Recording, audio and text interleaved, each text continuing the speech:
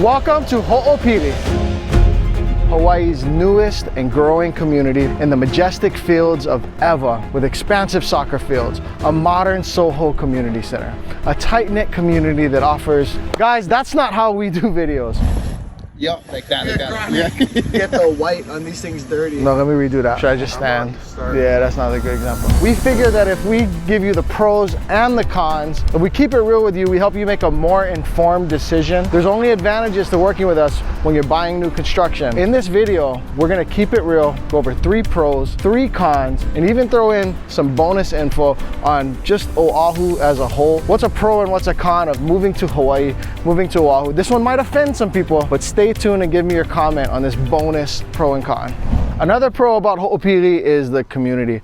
We've had clients who either didn't move into Ho'opili but came down here for soccer practices. Probably seen this guy at soccer. There's really kind of a vibe. There's kind of a we are Ho'opili sort of sense. Homogeneity, if you will. The boundaries that are currently, whether it be the street and the fields, and then you have these community centers that bring you together, these parks that bring you together. It makes Ho'opili have its own protected vibe.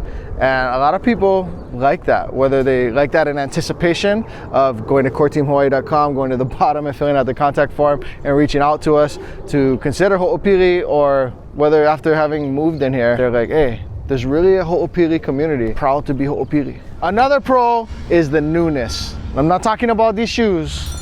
Another pro is that you get that new. We have clients that come in and they've bought DR Horton homes in Texas and they're like, we just want new. We don't like used homes. Like some people won't buy a used car, they don't like used homes. And so they want this brand new.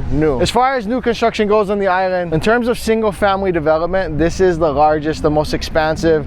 Your best chance of getting a new home on Oahu is going to be here in Ho'opili. Another pro of Ho'opili is the shorter commute. Is Ho'opili to you Ewa or Kapolei? We've done this in old videos. Do you call it one or the other? Or is it just Ho'opili? Ewa. Beach. Yeah, see, so for us it's Ewa because it's kind of like this side of cornfields, but some people go to Kapolei schools, so they'll eventually have their own schools. It's kind of its own thing. People are buying the 96706 or 96707 Ewa and Kapolei area codes to include Makakilo. You're not buying in these zip codes for the commute. You buy an Aiea, maybe buy on the windward side and part for that. Town, Hawaii Kai. You don't buy 96706, 96707 for the commute. But if you're going to be in these zip codes, this is the best commute. If we call it 3, Ewa Beach, Kapolei / Makakilo, and Ho'opili. Of those 3, Ho'opili has the best commute because look how close you are to the freeway. Go out of this road over here, pop, you're on the freeway, and then now you're in traffic sooner than if you were deep in Ewa Beach or way deep in Kapolei. Bruh. Don't throw me under the bus, but you know we keep it real on this channel. So we're also going to talk about the cons of buying a home, new construction in Ho'opili. All right, so another con is that although it's new, you have the new smell and the untouched floor and all that stuff, you can't really customize these homes the way that you might be able to do like a Koa Ridge, or if you're on the mainland or you've bought homes on the mainland, you've bought from a small builder, you know, who's building 50 or 100 homes in Tennessee or Texas. You can pick out the flooring and the paint and the light fixtures and all that stuff. People often get into these homes and we warn our client, you can't, not necessarily picking flooring and baseboards and light fixtures and appliances and stuff the way that some clients would like. In fact, some clients are offended by the builder by the end of this process because they expect like, hey, if I go to Toyota, I could choose leather seats, I could choose this, I could choose that. Why can't I do that here? I don't necessarily have a dog in the fight. It's something that we can't change and can't control. But I get why the builder of this size, the largest builder in America, looks at logistics. You know, getting all of these building materials and these paint. They're not gonna offer a royal blue paint color that 1, doesn't match the community, and 2, they might run out of the paint and now they don't have it and they can't satisfy you. They want this certain type of flooring you want from Cali vinyl, but what if they're out of stock? It creates a logistical problem for the builder, and so they really dumb it down and keep it vanilla. You kind of get what they offer you with very little customization, and some people don't like that. Another disadvantage to buying brand new construction, now I don't necessarily attribute this to the builder, but hear me out. When something's brand new, there might be issues. This home is not lived in. This home is not proven. There could be a case made for buying a home that's slightly lived in. Maybe a 10-year-old home could be more sturdy than a brand new home. I'm not gonna sit here and pontificate and work under the assumptions that these homes are good or bad. We will help you get a very thorough home inspection and do all the due diligence that you can. Plus, the builder offers a home warranty. But I know of a client in here who is experiencing foundation problems. It appears that the home could be slipping down the hill, or the foundation could be cracking because the earth is moving underneath the home. We've also heard of the builder buying homes back. Think of a computer you buy and something doesn't work, and so now they're doing like a refurb. You buy a MacBook Pro that was supposed to be $3,000, but now it's $2,600 because it's a refurb. We've heard of the builder buying back homes, making the necessary repairs, and then reselling. I also know of one of our clients who's had foundation issues in Ho'opili.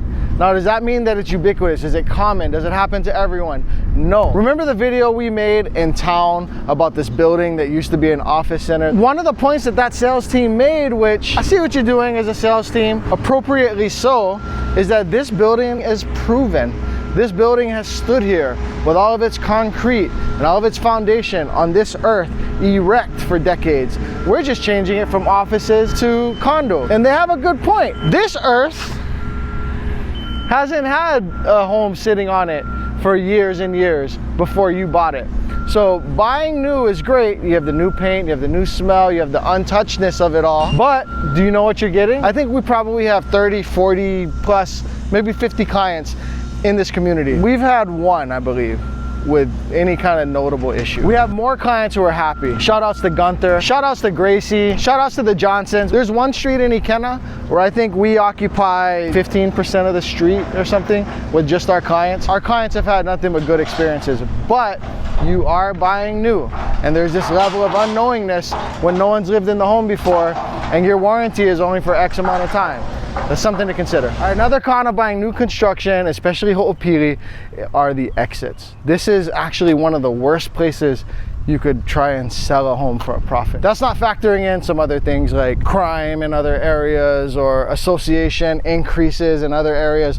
What I'm talking about is competition with the builder. As you're trying to sell your home that you bought 4 years ago, if you just moved here for 4 years because you're in the military or wherever the case may be, not only are there thousands and thousands of homes either present and or being built, maybe your same home. So some of these homes, some of these models, they added a new Hawaiian name, they added a different exterior look, and the inside is almost same, it's like same house. Different roof, different paint, different street, Hawaiian name B instead of Hawaiian name A. When you're buying a home, you're looking at exits. I've been looking to buy a Mililani Mauka recently. It's kind of baffled me how Mililani Mauka single family homes have been rising in price. As I've also had listings, such as our recent listing in Makakilo. We would have hoped to have sold for more, but since that buyer bought, the market has gone down. In Mililani Mauka, just in the last year, we've seen the market go up. What do we have there? We have really coveted schools, a homogeneous community, different weather, but limited inventory is the big thing. There's only, I don't know, what does Mauka have, like 5,000 or 8,000 homes or something, and that's all there will ever be in that community. They're building and building and building and building here. So anytime you buy a home in Ewa, Kapolei, when you go to sell, you have a builder that may be releasing 20 homes at the time you're trying to sell. If you buy in Ho'opili, you have a builder who may be releasing 5 of your model when you're trying to sell. So that's something to think about on the cons and on the negatives list of buying in this community. Still a great community, you just have to vet it out fully. And that's why you go to coreteamhawaii.com.